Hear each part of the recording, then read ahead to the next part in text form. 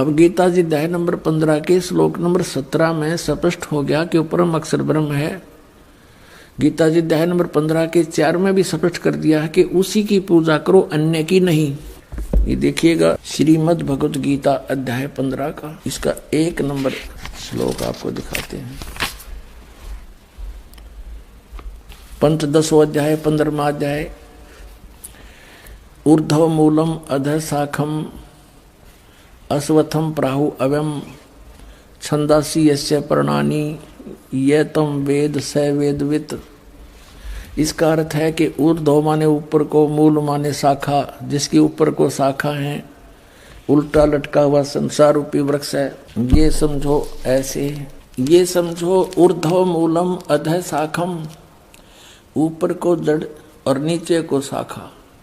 गीता ज्ञान दाता ने सिर्फ संकेत दिया है ऊर्ध्व मूलम अधः शाखम, बस, और कुछ नहीं बताया इसके बारे में। बाकी ऑप्शन छोड़ दिया कि तत्वदर्शी संत बताओगे इसके बारे में। तो परमेश्वर स्वयं आए थे कबीर जी तत्वदर्शी संत की भूमिका करने के लिए। उन्होंने स्वयं आकर बताया था कि अक्षर पुरुष जैसे जमीन से बाहर दिखाई देता है, ये एक पेड़ कहलाता है। अक्षर पुरुष और सर पुरुष, अक्षर पुरुष एक पेड़ है और सर पुरुष वह की डार, और तीनों देवा शाखा हैं, ये पाते रूप संसारी। ये परमात्मा कबीर भगवान ने 600 वर्ष पहले बताया था। अक्षर पुरुष एक पेड़ है, निरंजन कहो सर पुरुष कहो वह की डार, और तीनों देवा शाखा है, ये पात रूप संसार। तो वो परमात्मा ही स्वयं आकर के अपना ज्ञान अपने द्वारा रची हुई सृष्टि को ठीक ठीक बताते हैं। अब ये हम पढ़ेंगे गीता अध्याय नंबर 15 का श्लोक नंबर 1, आसानी तो समझ में आओगा। ऊर्ध्व मूलम अधः शाखम अश्वत्थम प्राहु अव्यम, ऊपर को जड़ नीचे को शाखा वाला ये संसार रूपी उल्टा लटका हुआ अविनाशी वृक्ष है। छंदासी यस्य पर्णानि, इसके छंद माने विभाग, पत्ते आदि इसके जो विभाग हैं, जो ये तम वेद, जो उसको जानता है, इन सब को जानता है विस्तार से, स वेदवित, वह वेद के तात्पर्य को जानने वाला है। इनका अनुवाद गलत देखो। आदि पुरुष परमेश्वर मूल वाले, यानी ऊपर जो मूल है जड़ रूपी परमात्मा, वो तो परम अक्षर ब्रह्म है। आदि पुरुष परमेश्वर सर्वशक्तिमान, ये पूर्ण परमात्मा परम अक्षर ब्रह्म है। यहाँ ये इन्होंने अनुवाद गलत कर दिया। अधः शाखम, अधः माने नीचे करना था। ये देखो इसी के दूसरे श्लोक में ये अनुवाद में अधः माने नीचे, अधः माने नीचे, ये दूसरे श्लोक में। तो यहाँ अधः माने नीचे आना चाहिए था। अधः शाखम, नीचे को शाखा, ऊपर को मूल वाला, नीचे को शाखा वाला। संसार रूपी वृक्ष के अविनाशी कहते हैं, वेद जिसके पत्ते कहे गए हैं। उस संसार वृक्ष को जो पुरुष मूल सहित तत्व से जानता है, यानी जड़ते लेकर पत्तों तक जो बता देता है, स वेदवित, वह वेद के तात्पर्य को जानने वाला, अर्थात वो तत्वदर्शी संत है। अब यहाँ क्या कहा है, अब हम चौथे में आ जाते हैं कि तत्वदर्शी संत की प्राप्ति के उपरांत गीता अध्याय नंबर 15 का ये श्लोक नंबर 4 है। ये श्लोक नंबर 4 है यहाँ पर। उसके पश्चात उस परम पद रूप परमेश्वर को भली भांति खोजना चाहिए, जिसमें गए हुए पुरुष फिर लौट कर कभी संसार में नहीं आते, और जिससे यानी जिस परमेश्वर से पुरातन संसार वृक्ष की प्रवृत्ति विस्तार को प्राप्त हुई है, जिस परमेश्वर ने संसार रूपी वृक्ष को बनाया है, रचा है, उसी आदि पुरुष नारायण की मैं शरण हूं। इस प्रकार दृढ़ निश्चय करके उसी परमेश्वर का मनन और निधि ध्यान करना चाहिए। गीता ज्ञानदाता स्पष्ट कर रहा है कि केवल उसी नारायण की पूजा करनी चाहिए, परम अक्षर ब्रह्म की, अपने आत्मा। अब यहाँ सरपुरुष ये नाशवान, अक्षर पुरुष भी नाशवान। 15वें अध्याय के 16 और 17 में क्या लिखा है, फिर पढ़ लो गीता जी।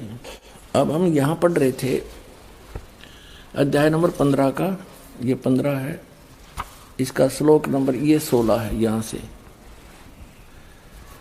इसमें लिख रखा है कि दिवौ इमौ पुरुषौ लोके सर्च अक्षर एव च सर्वाणी भूतानि कुटुस्थ अक्षर उच्यते। अब यहां दिवौ माने दो, इमौ माने इस, लोके माने लोक में, पुरुषों माने परमात्मा हैं। कौन कौन से हैं? सरपुरुष और अक्षर पुरुष। इस पुरुषों को हम यहाँ भी लगा सकते हैं, सरपुरुष और अक्षर पुरुष। अब इसका यहाँ से अनुवाद पढ़ो इनका। इस संसार में नाशवान और अविनाशी भी ये दो प्रकार के पुरुष हैं। इन्होंने यहाँ पुरुष छोड़ दिया। दो प्रकार के प्रभु हैं, स्वामी हैं। संपूर्ण प्राणियों के शरीर नाशवान और जीवात्मा भी अविनाशी कहा जाता है। अब यहाँ इसका अर्थ तो ये है कि ये सरपुरुष और अक्षर पुरुष ये सभी नाशवान हैं। इनके अंतर्गत जितने प्राणी हैं उनके शरीर भी नाशवान हैं, लेकिन जीवात्मा किसी की नहीं मरती। अब यहाँ से स्पष्ट 17वें में कहा कि उत्तम पुरुष है तू अन्य। वास्तव में श्रेष्ठ परमात्मा तो इन दोनों से कोई और है, सरपुरुष और अक्षर पुरुष से। उत्तम पुरुष है तू अन्य परमात्मा इति उदारते, जिसको भगवान कहा जाता है, श्रेष्ठ आत्मा कहा जाता है। यह लोक तरम आविष्य विभर्ती, वो अव्यय ईश्वर है, वो वास्तव में अविनाशी परमेश्वर है, अव्यय अविनाशी। तो इससे सिद्ध हो गया कि ये तो नाशवान है दोनों ही, भले इसका नाम अक्षर पुरुष लिख दिया। तो अब इसमें थोड़ा सा विचलित हो जाते हैं भक्त, कोई कर सकता है आपको मिसगाइड। कि 15वें अध्याय के 18वें श्लोक में गीता जी में गीता ज्ञानदाता कहता है, क्योंकि मैं नाशवान जड़वर्ग क्षेत्र से तो सर्वथा अतीत हूँ और अविनाशी जीव आत्मा से भी मैं उत्तम हूँ, इसलिए लोक और वेद में पुरुषोत्तम नाम से प्रसिद्ध हूँ। जबकि इसकी मूल संस्कृत देखो कि यस्मात् श्रम अतीत अहम अक्षरात् अपि च उत्तमम् अतः अस्मि लोके वेदे। लोक वेद दंत कथा के आधार से मैं पुरुष प्रथित मन प्रसिद्ध हूँ, पुरुषोत्तम प्रसिद्ध हूँ। आई एम नॉट पुरुषोत्तम। मैं किस प्रकार से पुरुषोत्तम प्रसिद्ध हो गया? लोक वेद के आधार से। लोक वेद माने दंत कथा के मेरे अंतर्गत जितने भी प्राणी हैं, वो चाहे जीवात्मा है, चाहे नाशवान शरीर है इनका, चाहे अविनाशी इनकी आत्मा है, इनसे मैं तगड़ा हूँ, इनसे श्रेष्ठ हूँ, उत्तम हूँ। और इसलिए लोक वेद के आधार से, दंत कथा के आधार से मैं पुरुषोत्तम प्रसिद्ध हो रहा हूँ। आई एम नॉट पुरुषोत्तम। पुरुषोत्तम तय कोई और है। वो 15वें अध्याय के 17वें श्लोक में स्पष्ट कर दिया।